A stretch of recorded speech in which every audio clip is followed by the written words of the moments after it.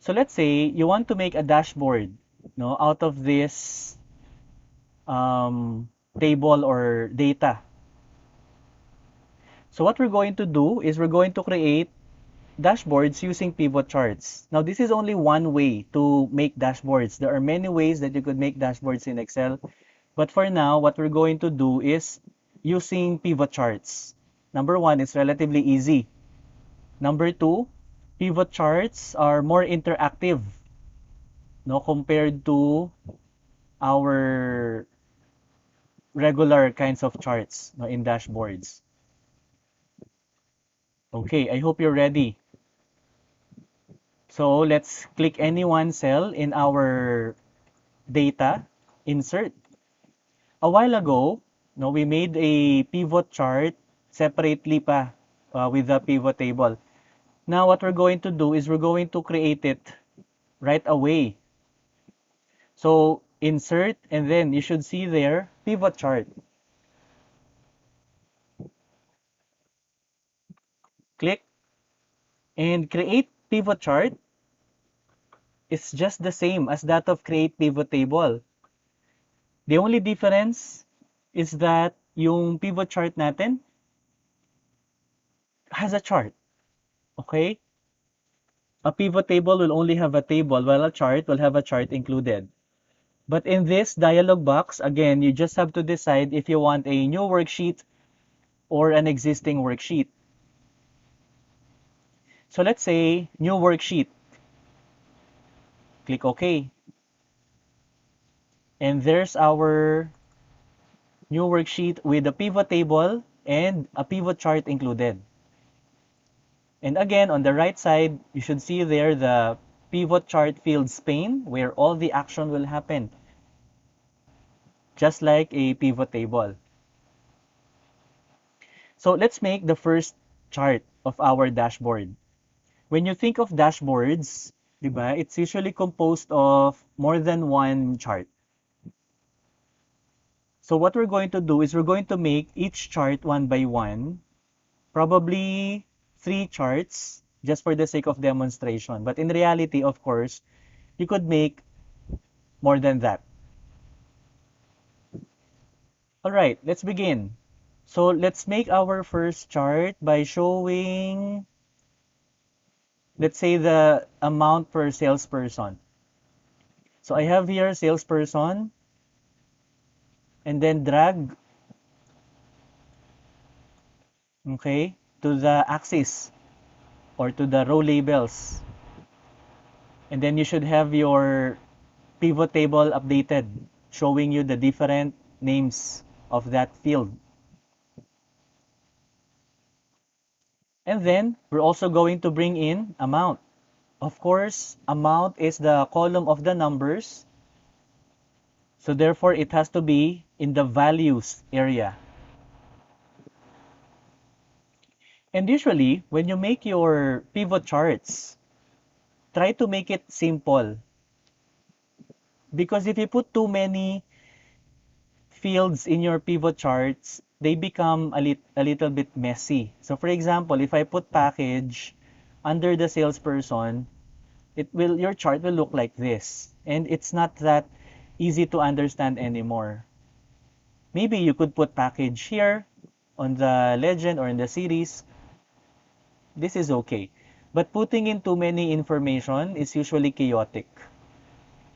So whenever you want to make pivot charts, try to just put in the fields, no, that you want to appear, or the essential ones.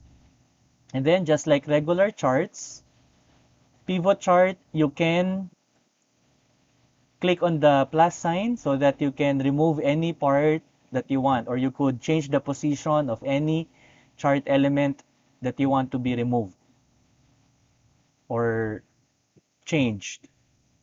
So let's say I want the legend to disappear. So I will uncheck legend. And now we have our first chart. Now, we want to make an interactive dashboard. So why not bring in a slicer as well? So let's click the pivot chart. and then go to Analyze or Options, depending on your Excel version. Pivot chart or Pivot chart Analyze or Pivot chart Options. Regardless, you should see there Insert Slicer, just like the one we did before. So let's click Insert Slicer. And then for this one, let's say we want to make which one? Payment method, for example. Payment method, click OK. And now you have your pivot chart together with its slicer. Now, if you want, you can actually test, no, if your slicers are working, and it is. If you notice. So what we're going to do now is, again, we're going to build a dashboard, right? So we're going to create a new worksheet. And in this new worksheet, this is the one that will act as the dashboard. So let's say, let's put a label. So ABC Company Performance Dashboard. And then maybe do some layout. And then, usually, dashboards have a lot of charts. So might as well try to remove some elements that you don't really need. Like the grid lines of your worksheet. You can remove this by going to View. And then under View, go to Grid Lines. So uncheck Grid Lines. There, diba? It's a little bit cleaner if you don't have the grid lines. Now, we're going to bring in our pivot chart and its slicer. If I were you, click on the slicer first. Because if you click on the chart first, the pivot chart fields pane will appear. And sometimes it's a little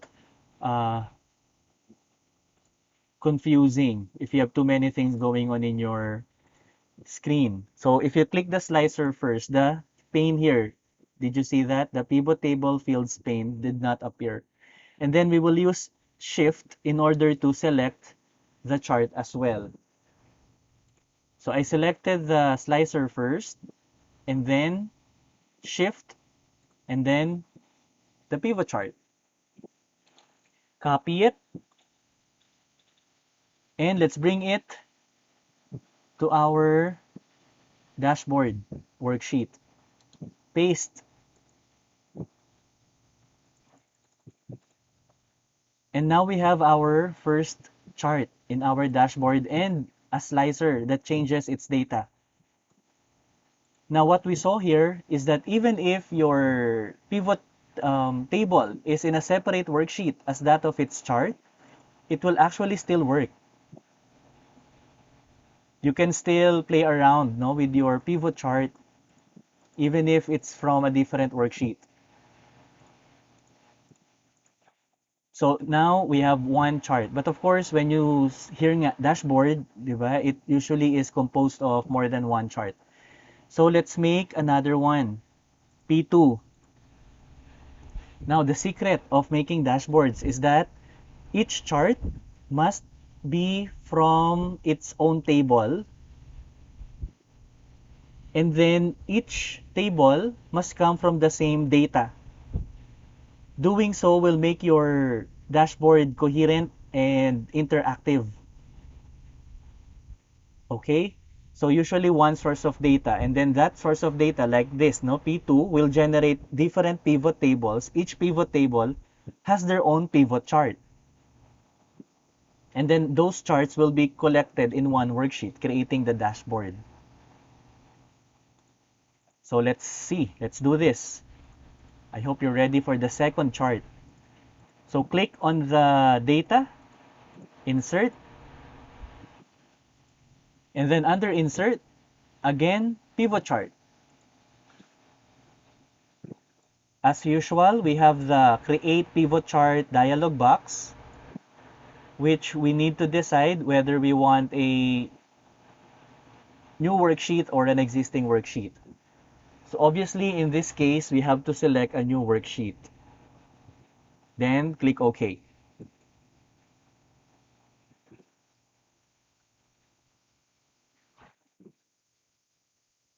And then we're going to make our second chart. For this second chart, let's show the packages naman. So let's bring in package. And then let's also show the amount for each package. Now, for the sake of variance or variation, let's change this one into a pie chart. You want to see, let's say, out of these transactions, how much is being contributed by this tour. The next is Batanes tour, 100 Islands tour. How many percent? Okay, ilang percent sila? So to do that, kasi nga the default is column chart, so we can change it by right-clicking on the chart. And then you should see there, change chart type. Okay, I hope you saw it. Change chart type, click. And then you could change it to your preferred chart. So let's go for a pie chart or maybe a donut chart. They say donut charts are more modern look compared to pie charts. So pie chart, click OK. And then let's say we want to bring in the data labels. So just like what we discussed a while ago, you can click on the chart elements so that you can display data labels. Check. If you want to format the data labels font, you can just click on them, then just format them as white, like that. And then we will bring this, copy this to our dashboard. And now we have two charts in our dashboard, and it's starting to look like a dashboard.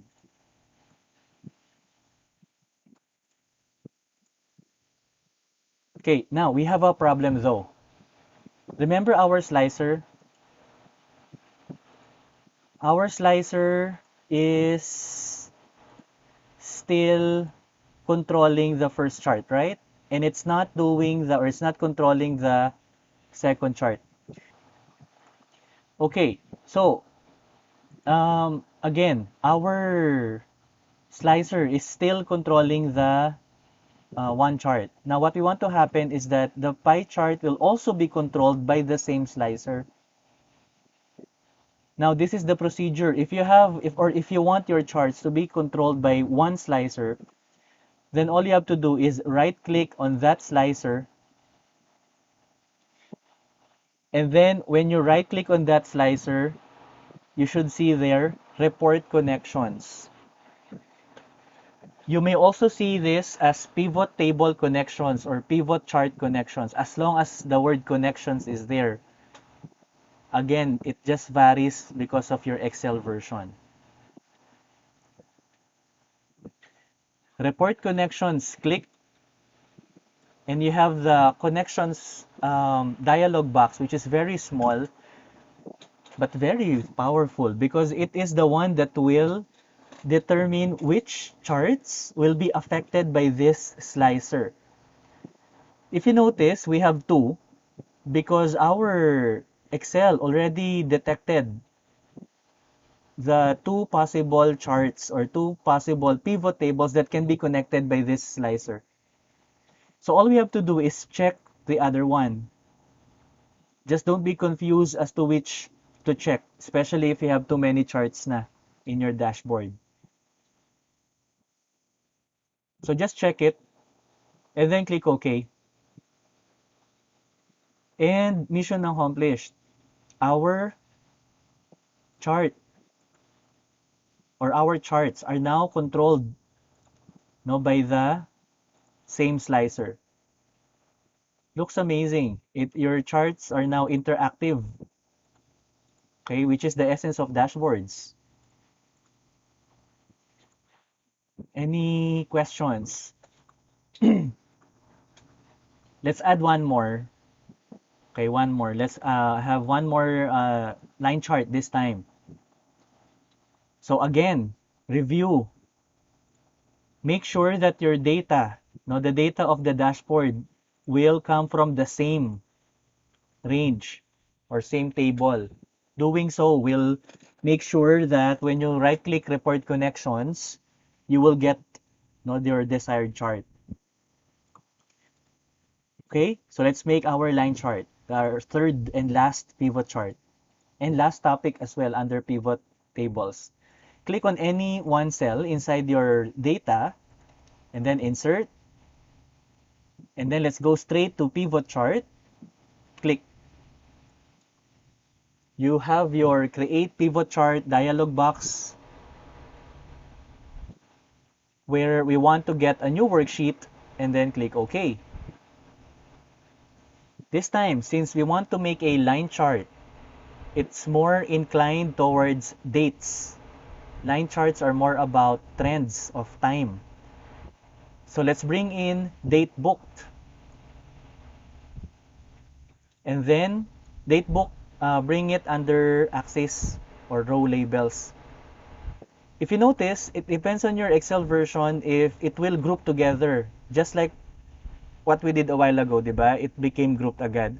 This time, we don't want them grouped. Let's make them daily.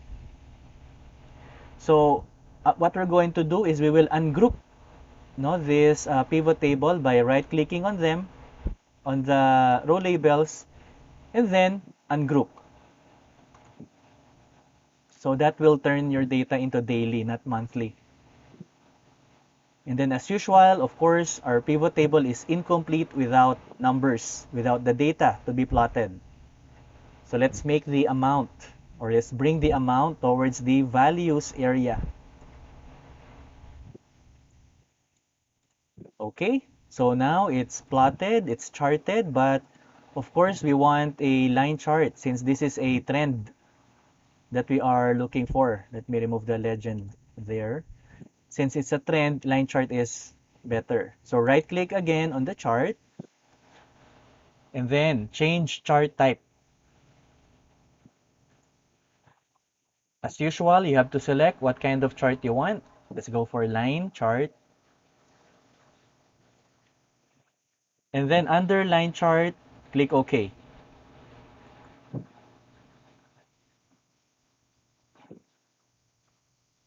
Okay, I hope you're still doing fine.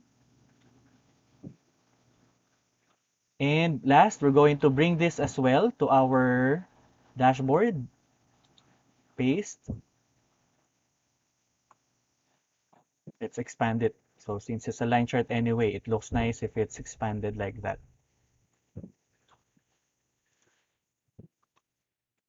Again, we have to connect the slicer to the line chart. So just to recap, just to review how to do that, we need to right click on the slicer and then there should be report connections. And then as usual, we have the report connections dialog box, which again detected the new chart, no, that can be connected to this or the new pivot table. So just check it. Click OK. And now our slicer is controlling 3 charts. You could even add another slicer if you want. And since all of them are related, we can just click any of the charts and then go to analyze again, then insert slicer. And then let's check. Let's say I want to see the packages. Then click OK. Now we have our second slicer. Right click, report connections. Same procedure, you just have to check the charts that it will control. Then click OK. So whenever we have changes, both will change, or all the charts will change depending on the selected parts of these slicers. Then you can now proceed with decorating your report. Maybe put some background color, change this into a different font if you want, put your company logo, etc. And it's mission accomplished. Questions about this? So you could keep adding charts, you could keep adding slicers, and it will become a dashboard.